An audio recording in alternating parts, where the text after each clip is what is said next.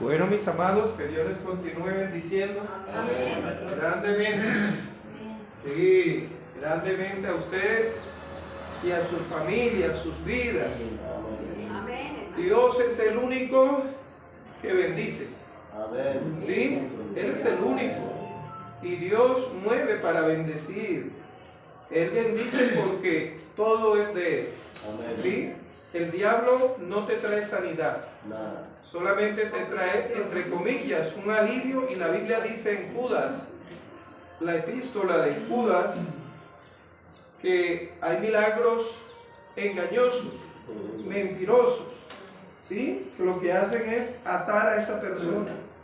El único que tiene poder para sanar, para bendecir, es Dios. Porque Él es el todo poderoso. Amén. Y mis amados, leíamos en la epístola a los romanos, epístola escrita por qué apóstol? Pablo, el apóstol Pablo. Y en el capítulo 9, como les decía, en la epístola a Romanos es una epístola muy doctrinal, doctrina para la iglesia, doctrina fundamental. Y encontramos en el capítulo 9 de Romanos uno de los pasajes de la cual se estudia con mucha regularidad. En la Reina Valera de 1960, ¿cómo se titula? La elección de Israel. Habla de elección, habla de que Dios escoge. Dios escoge, ¿sí? Y es uno de los temas tremendos. Y el título de la disertación es: la elección de Dios se basa en su soberanía. Escuche bien, en su soberanía, ¿sí? O en este caso, en su soberana voluntad y promesa. Amén. Y nuevamente, la elección de Dios se basa en su soberana voluntad y promesa. Y promesa. Y quiero que usted tenga eso aquí en su mente, porque nos va a permitir aclarar muchos conceptos y preceptos que muchas veces hemos aprendido, ya sea de la iglesia tradicional o de otras denominaciones, que tomando pasajes de manera aislada. Cuando hablo de manera aislada, ¿qué quiere decir? Que se toma un versículo o un solo pasaje y con este se hace una doctrina, una enseñanza. No, la Biblia es plenaria. Plenaria quiere decir que desde Génesis a Apocalipsis no se contradice. Se revela primeramente al autor. ¿Y quién es el autor? Dios. Dios dándose a conocer, ese creador, y nos habla luego del principio de todo en Génesis, y luego nos habla de la historia, ¿sí? De un pueblo, ¿sí? Nos habla de la humanidad. La humanidad, capítulo 3, que en desobediencia ha fracasado, pero Dios da promesas de restauración. Amén. Promesas de solución.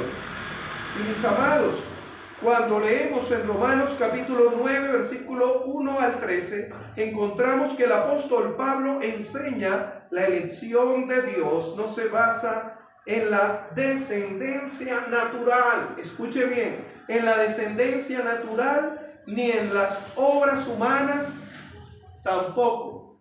No tiene nada que ver en este caso con la descendencia natural. En el caso de Israel, lo vamos a ver cuando profundicemos. No tiene nada que ver si yo nací judío o en Israel, que ya yo soy de la promesa, ya yo soy salvo. No, en ninguna manera.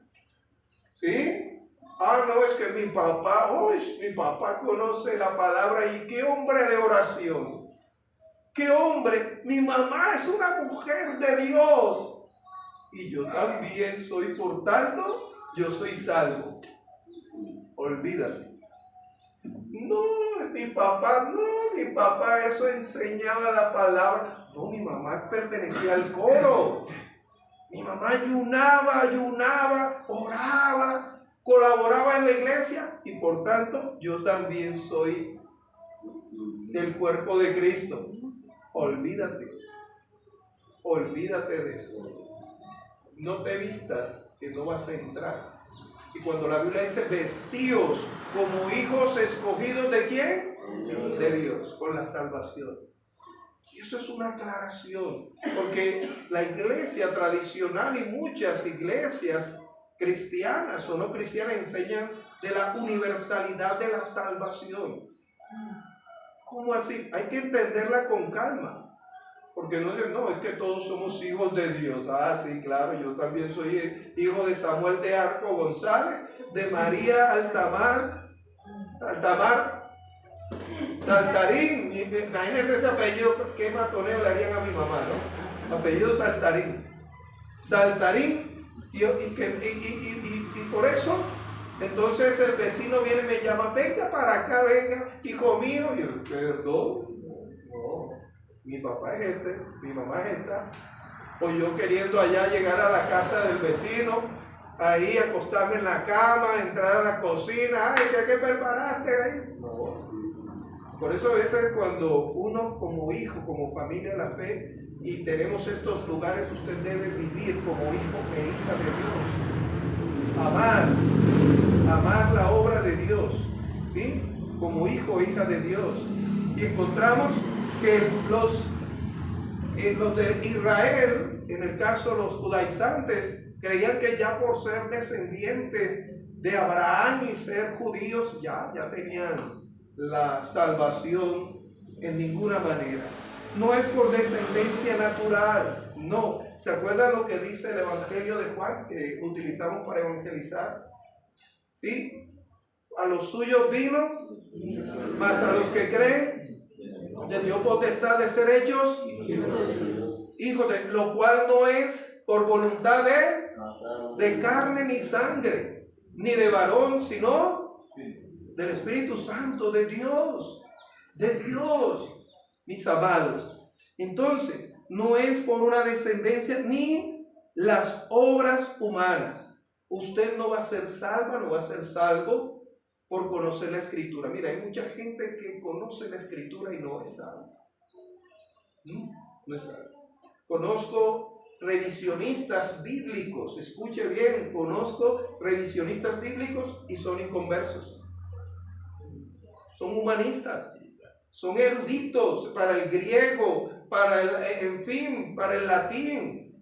Tenemos seminarios con profesores inconversos, son académicos. ¿O usted necesita ser salvo para aprender a sumar y restar?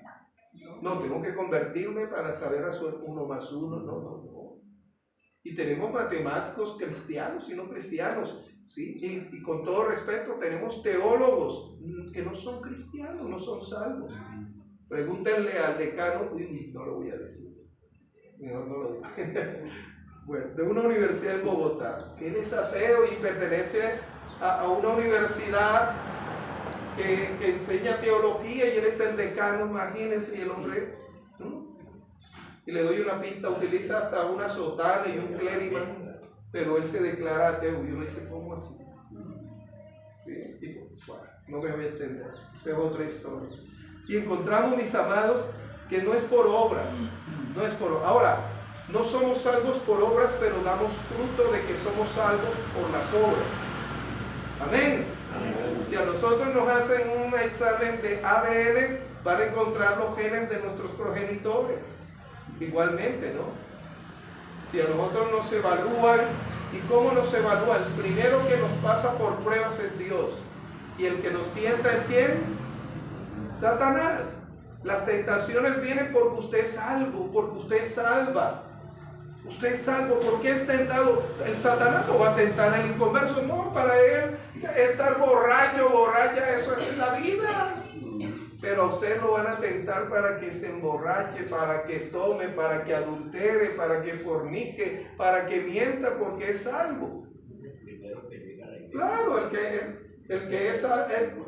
que no es salvo no necesita a Satanás porque ya está atado ahí, está ahí sometido, atado.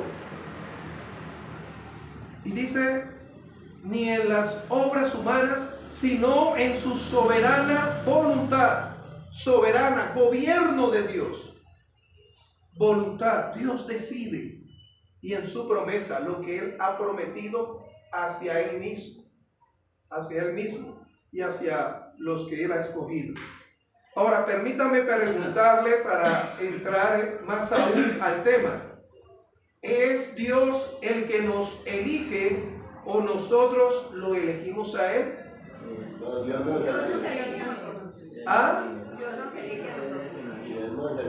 Se elige. Acuérdense que tenemos claro eso, lo hemos enseñado, muchos hermanos lo han enseñado.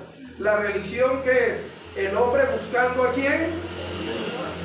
Pero la gracia es Dios buscando al pecador. Génesis capítulo 3, el hombre desobedece. ¿Qué hace el hombre? Busca por obras salvarse, haciendo que unos delantales. La palabra delantal, ¿qué quiere decir? Que solamente tapa ¿qué? El frente y por atrás la vergüenza. Y por eso cuando éramos sin Cristo andábamos así, ay, que nadie sepa, ay, que no me oigan. Delantal, pero después dice que el Señor buscó al hombre. ¿Dónde estás tú? ¿Y qué hace? Se esconde. Pero después Dios por la gracia hace el primer sacrificio y los viste de túnicas. La túnica cubre todo. Y es el primer sacrificio representando a Cristo. A Cristo. Amados, es Dios el que nos elige, nos escoge. Pero muchas veces la iglesia tradicional enseña lo contrario, que es por obras, que hay obras de gracia. ¿Sí? Entonces yo tengo que dar, tengo que antes de morirme, si tengo dinero voy a establecer, el parque Simón Bolívar fue dado por un hombre multimillonario colombiano y tenía un propósito y ya con eso ya voy a ser salvo y luego me hacen las misas, me hacen los óleos, sí, para ser salvo. Pero de igual manera encontramos, mis amados, es Dios quien nos elige. Nos elige. Ahora, permítame preguntarle, ¿quién de ustedes planeó antes de nacer? ¿Quién de ustedes antes de nacer planeó que esa persona y esta persona se unieran y ustedes nacieran? Levánteme la mano. Ninguno. Dios, el diseñador, el que tiene el control. Ahora, usted por ahí me va a lanzar lo que siempre, ¿no? Hermano Andrés, o como quiera llamarme, pastor, y el libre arbitrio. Dios le dio voluntad al hombre para rechazarlo como para aceptarlo. ¿Sí? Déjeme decirle que en el principio, volvamos al capítulo 1 y capítulo 2, Dios creó todo y creó al hombre a su imagen y semejanza. Entre las imágenes y semejanza está en que nos dio voluntad. Los animales no tienen voluntad. Ellos actúan por estímulo y respuesta. Usted no. Usted actúa por estímulo y respuesta, pero más que todo por voluntad. Cuando éramos niños, muchas veces nos sentíamos obligados por nuestros progenitores y por los adultos en hacer lo que teníamos que hacer. ¿Sí? Y decíamos, vaya, yo no quiero ir a la iglesia, o yo no quiero ir al colegio, yo no quiero vestirme así, yo no quiero esto es que papá y mamá me obligan, es que el colegio me obliga, Pero te obligamos a lo bueno o a lo malo. A lo bueno. A lo bueno. Allá afuera te obligan a drogarte, a prostituirte, a dejar, a ser irreverente a tu padre, a tu madre. Estuve donde una familia que me alegraba cómo esa hija y ese hijo se dirigía al papá y a la mamá, a su papá. Cómo, sí, cómo, con todo respeto, cómo Anthony se dirigía a mi hermano Raúl. Uy, me miró feo el hermano. Cómo su hijita se dirigía con todo respeto. Maravilloso. Eso no fue entrenado. Yo he estudiado he trabajado como profesor en colegios cristianos, y cuando hacemos entrevistas a muchos que dicen ser cristianos, ellos preparan, porque nosotros le hacemos una entrevista. Y mira, y esos niños vienen ya con un libreto. Si te preguntan, les dicen que todos los días leemos la Biblia. Amado, yo no todos los días hago el devocional, pero con mi testimonio, sin palabras, les predico a mis hijos. Todos los días ellos no me ven, porque me levanto temprano a las 4 a tener, y eso para la gloria de Dios. Pero tampoco estoy ahí en el altar familiar, pero a veces ellos tienen sus ocupaciones, yo tengo esto. Y también para quitar esa mentira, ¿no? Es que me están inculcando. ¿Sí? Pero no. Tenemos nuestro devocional, ¿sí? Esporádicamente. Pero cuando ocurre eso, entonces le dicen, dígale que siempre leemos, dígale que memorízate este pasaje. Si de pronto te preguntan, ¿a quién engañan? A ellos mismos. A Dios no le van a engañar. Pueden entrar al colegio como si, esa es una familia ejemplar, pero Dios, que conoce tarde o temprano sus niños, muestran cómo son. Y me acuerdo que en uno de esos casos, esos niños que se habían matriculado como familia cristiana, ese era el niño que más vulgaridades decía. Y cuando citamos al papá, que era un líder de una iglesia, en lo que dijo el niño es, papá, pero si tú eres el que más lo dice. No somos salvos por obra. Dios no te mira a través de tu pecado, te mira a través de la obra que hizo Cristo.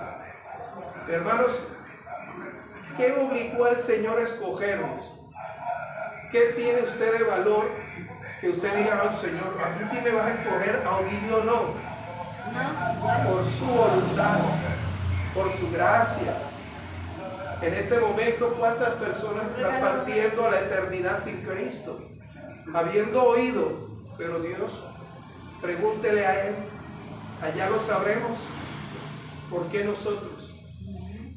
Pero cada día que usted es movido por el Espíritu Santo a leer su palabra, a obedecerla, entendemos que nos llamó a ser salvos. Amén. Y mis amados, avancemos porque el tiempo corre. Somos elegidos por Dios, nosotros no le elegimos. Y hay otra pregunta, ¿cómo sabe usted que fue elegido por Dios? La respuesta está ahí, porque usted es movido no por sentimientos, no por su voluntad, a buscarle ahora, porque Él te buscó primero. Ahora usted le honra. Amén. Amén. Y mis amados, encontramos lo siguiente. Hay 3 punticos bien claves sobre esto, 3 puntos. El primero es para profundizar y seguir aclarando. Primero, encontramos que el apóstol Pablo va a sentir un profundo dolor por Israel. Nos dice los versículos 1 y 3. En esos versículos 1 y 3, el apóstol Pablo dice, verdad digo que en Cristo no miento, y mi conciencia me da testimonio en el Espíritu Santo que tengo gran tristeza. ¿Tiene una qué? No una tristeza, una gran tristeza y continuo dolor, no solamente un dolor pasajero, un continuo dolor en mi corazón, en lo más profundo, porque deseara yo mismo ser maldito, anatema, separado de Cristo por amor a mis hermanos, los que son mis parientes según la carne, que son israelitas, de los cuales son la adopción, la gloria, el pacto. Dice ahí, dice el apóstol. Amado, el apóstol siente dolor por ese pueblo que rechazó al Mesías y lo sigue rechazando. ¿Sabía usted que el apóstol Pablo ahí en Hechos, desde el capítulo 15, Usted puede leer desde el capítulo 13, pero aún así en el capítulo 13 habla de Pedro, pero a partir del capítulo 15 habla del apóstol Pablo, y todo lo que el Pablo Dios lo va a encaminar, si bien el llamado y el encuentro que tuvo fue en el capítulo 9, de camino ¿a dónde? A Damasco. Y en el capítulo 8 nos dice que él cuidaba las ropas de que apedreaban a Esteban, pero a partir del capítulo 15 dice que Pablo iba a predicar y los judaizantes que no reconocían a Jesús iban a ir para perturbar los ánimos. Y Pablo va a sentir, en vez de rechazo, en vez de enojo por ese grupo de personas, va a sentir dolor, un gran dolor, una gran tristeza. Ahora yo se lo contextualizo. Usted está sintiendo dolor por su hijo, por su hija que no reconoce a Cristo. Usted siente dolor y llora a través de esa oración que sábado tras sábado a las 4 de la madrugada oramos por las familias, y cada vez que nos reunimos oramos por las familias. Que Dios los escoja para esta gracia, para esta salvación. Mi hermano Eleazar, por sus hermanos, siempre nos pide oración. El dolor que él siente por sus familias, por nuestro país, porque Pablo no solamente se limita, sino a toda una nación que rechazó al Mesías, al Cristo, que él no llegó de paso, no nació a través de una virgen, que entre todas las mujeres fue la única que él escogió y que todos debemos imitar y no adorar. Escogió y creció. Él no llegó como rey, un día vendrá, sea hoy o mañana, pero vino como usted y como yo, nacido de mujer, bajo la ley.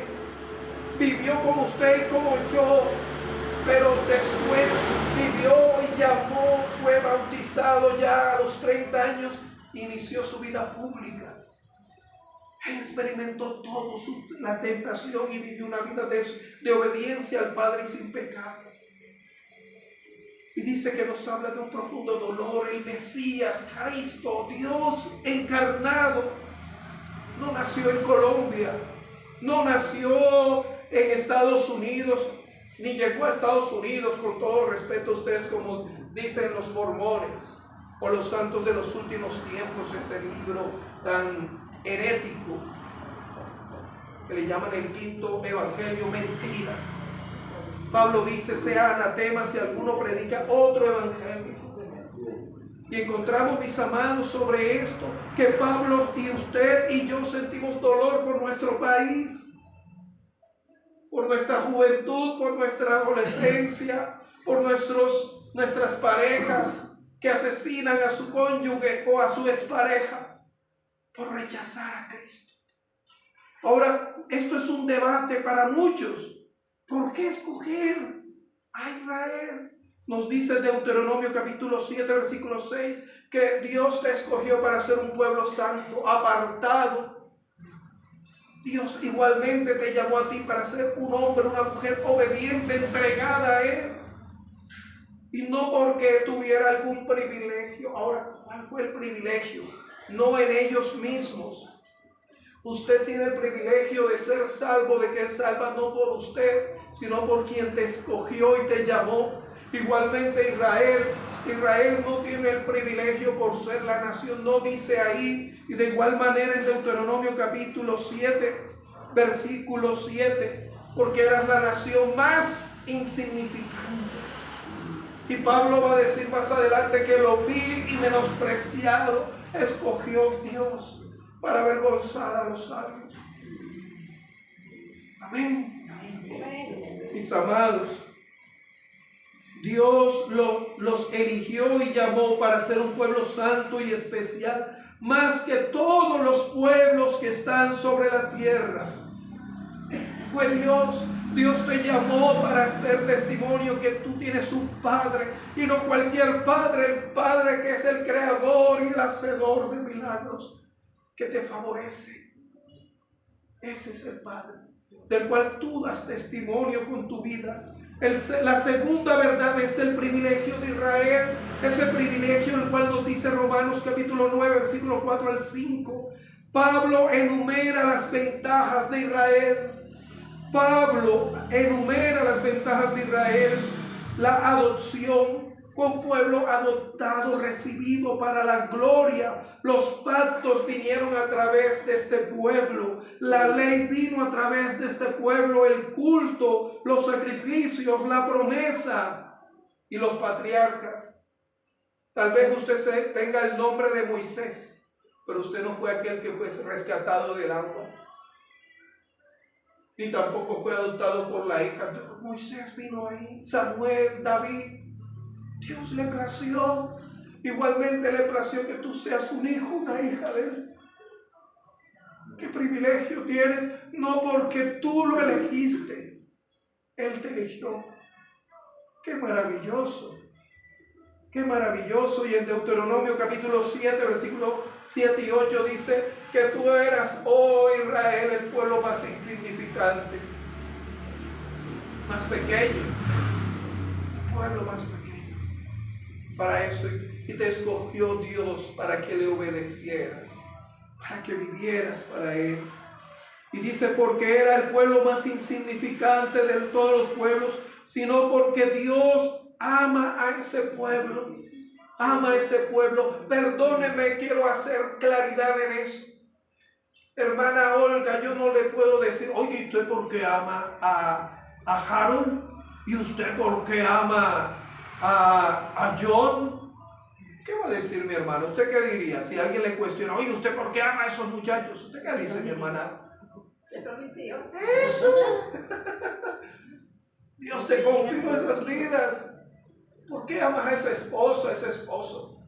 Y la gente, uy, y tanto te soporta ese hombre, y tanto te soporta esa mujer, pero me ama. Me ama, no por lo que hago, sino por lo que soy. Igualmente usted ama a Dios por lo que Él es. ¿Usted le amaría si Dios no le hubiera dado la salvación? Usted lo amaría. Usted le agradecería a Dios en medio de una circunstancia en la cual está usted pasando el límite. Pero déjeme decirle que Él le ama a usted no porque usted le ame o no le ame. Él decidió, así como a Israel, amar. Es un amor personal y hay que tener cuidado con eso. Y yo sé que usted lo dice con todo el corazón. Y yo lo digo, y lo he dicho a veces con todo el corazón. Sí, que el Señor nos dijo, amarás a tu Dios sobre todo, y a tu prójimo. Pero muchas veces ese amor universal solamente se cumple en aquel que conoce los corazones. Es una tarea continua amar a nuestros adversarios, como dijo Jesús, negarnos a nosotros. Y mis amados, ahí dicen, porque Dios amó a ese pueblo y cumple sus promesas dadas a sus padres. A sus padres. La tercera y última, la palabra de Dios no ha fallado. La palabra de Dios no es errática. No es errática. Jesús va a decir, cielo y tierra pasarán, mas tu palabra. Palabra. Las bodas pasa, diciembre, las compras, pero la palabra de Dios permanece para siempre. y quiere permanecer en la vida de aquel que no le ha reconocido, como permanece en nosotros. Amén. Amén. Quiere permanecer, y permanecer es habitar, que no haya ninguna parte de nuestra vida que la palabra de Dios nos sacude, no nos encamine. Y ahí sí voy a leer, perdónenme, Romanos capítulo 9, versículos 6 al 13, dice así la palabra de Dios.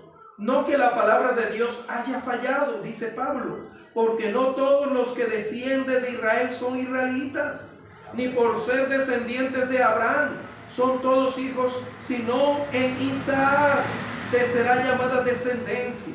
Esto es, No los que son hijos según la carne son los hijos de Dios, no los que son según la carne, que todavía andan en la carne, en sus deseos, en sus pasiones, sino que los que son hijos según la promesa son contados como descendientes.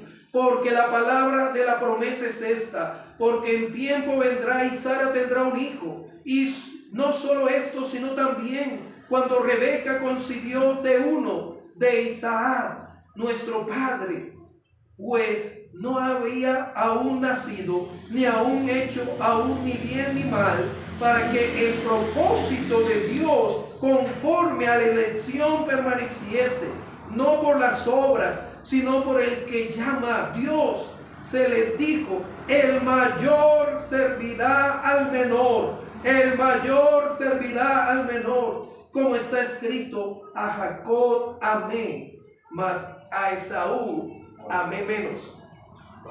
Amé menos. ¿Sí? Ahí no es odio, porque Dios no odia. ¿Sí?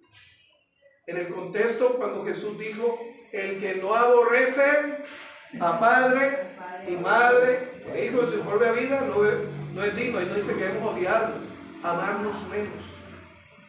Dios tiene un amor personal hacia Albeiro, hacia Julio, hacia Nubia, hacia Patricia, hacia mi hermano, cada uno de nosotros, mi hermano Gutiérrez, Miguel, Floralba, hacia Yair, hacia cada uno de nosotros, mi hermano Raúl, mi hermana Blanca, mi hermana Olga, mi hermano Eleazar, hacia mi hermano Odilio, hacia cada uno de los que formamos esta iglesia, este cuerpo, y a los que hacen parte de ese cuerpo de Cristo y no son de esta congregación. Dios ama de manera personal. Así como usted ama, si tiene 2 o 3 o 4 hijos, usted los ama a cada uno, pero le manifiesta el amor de manera que diferente. El que más fuerte y es más independiente: no, papá, yo lo puedo hacer. Usted que dice: no, venga acá, yo le... No, usted está pendiente de él, pero usted lo suelta. Con todo respeto, como el hermano Julio, cuando enseñó a manejar moto, le explicó: así, súbase y hágale eso. Él conoce a sus hijos, él conoce. Igualmente Dios te conoce, ¿sí? Y por eso Dios no tiene favoritos. Todos somos los favoritos de Él, todos, ¿sí? Dios no tiene hijos consentidos en el sentido: yo chiquito. No, a todos, ¿sí? Pero ese hermano que usted ve que es más débil, que siempre está enfermito, no me refiero físicamente, ¿no? Sino desde el punto de vista: ay, hermano, ya no quiero asistir a la iglesia. Uno le habla con amor y con firmeza, ¿no? Hermano, acuérdate que debemos congregarnos, lo extrañamos. Y en esto, mis amados hermanos, nos dice, escuche bien, la elección divina prevalece, nada va a obstaculizar.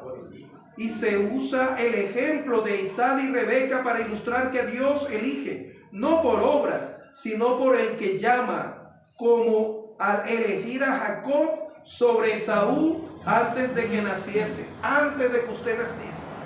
Imagínense.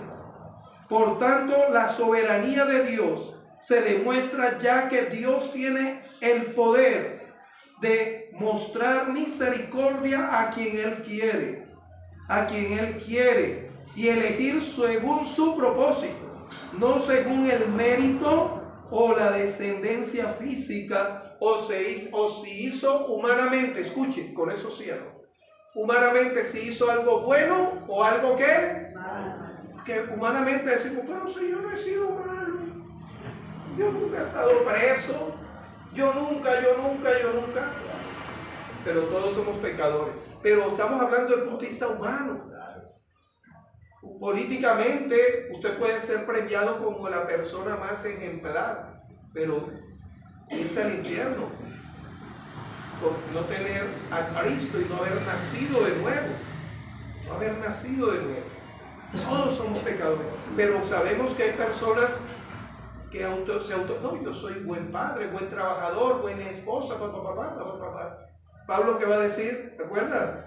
Todo eso lo tengo por basura para obtener a Cristo como mi Señor. Amén. La palabra de Dios no ha fallado. Dios no se equivoca en tenerlo a usted como hijo y como hija. Satanás y usted misma, usted mismo y muchas personas dicen, ¿y eso que predica? ¿Y eso que? Perdón, no se dirija a mí, diríjase a quien me escogió. Porque yo no lo elegí a él me eligió a él. Él lo eligió a usted. Y también quiere elegirlo a usted, mi amado amigo, que todavía no ha resuelto dónde va a estar en la eternidad.